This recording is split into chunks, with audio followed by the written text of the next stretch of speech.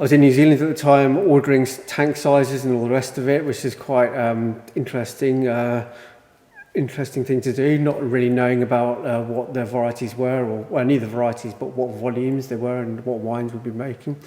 So came over and installed the first tanks and the press, 2016, and then since then, each year we bought more tanks for the increase in volumes as the production's increased, and then produced sparkling wines as well as the still wines, and so then bought all the equipment for the sparkling wine production, which on the tours they, I'll explain a bit to you, I think, on the tour.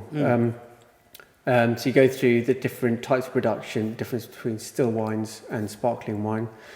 Sparkling wine has the second kind of phase where the wine goes back into bottle with yeast and sugar to create the fizz, and then the yeast has to be extracted via a gyro pallet and a disgorger. But people have to come on a tour to get into more explanation about that. So it moves around really slowly, doesn't it? Yeah, so the gyro pallet takes 500 bottles and it goes through 32 phases where it goes around 360 degrees from horizontally to vertically. So and that takes 6.5 days. So yeah, that gets the yeast from horizontal when it's sat in the bottle to vertical when it's just in the neck of the bottle. And then we have a disgorger which then takes the yeast out, and then we put the cork and the wire hood on. I think the most interesting part for me was that you used liquid nitrogen to freeze the yeast to then take it out. Yeah, that was amazing. Yeah, so we have they're called neck freezer, which says it on the tin. I think anyway, and so the neck freezer has glycol, which is at minus 24 degrees, just enough glycol to cover that amount of the bottle, and so it just freezes that block. And then as you turn the bottle and take off the crown cap, that ejects the plug of yeast, and then we can put the cork on. And then the labelling equipment as well for labelling the sparkling wines. All of the still wines, we have contract bottlers that come in, they do the bottling, and then they do all the labelling. So all of these processes were kind of added each year, really, as the company grew.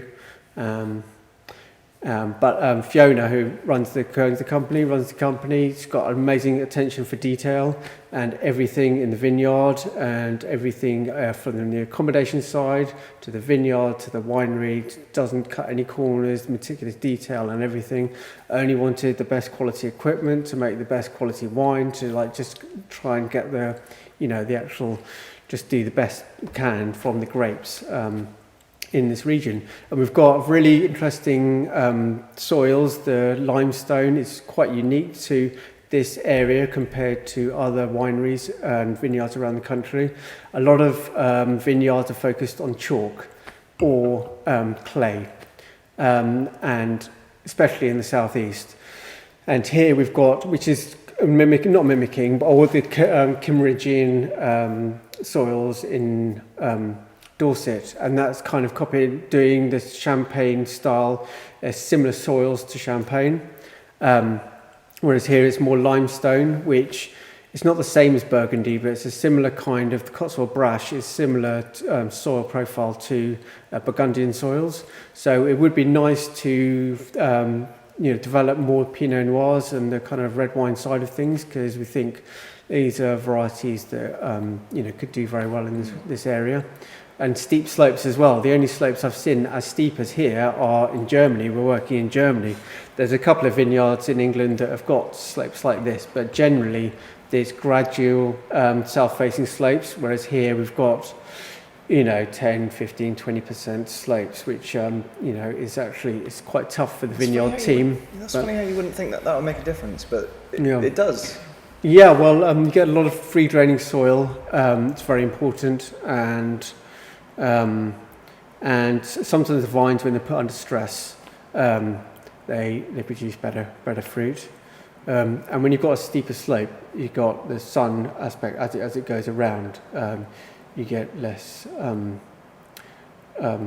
shadows. Just get more. It's more exposed. Degree days, more exposed. Yeah. Brilliant.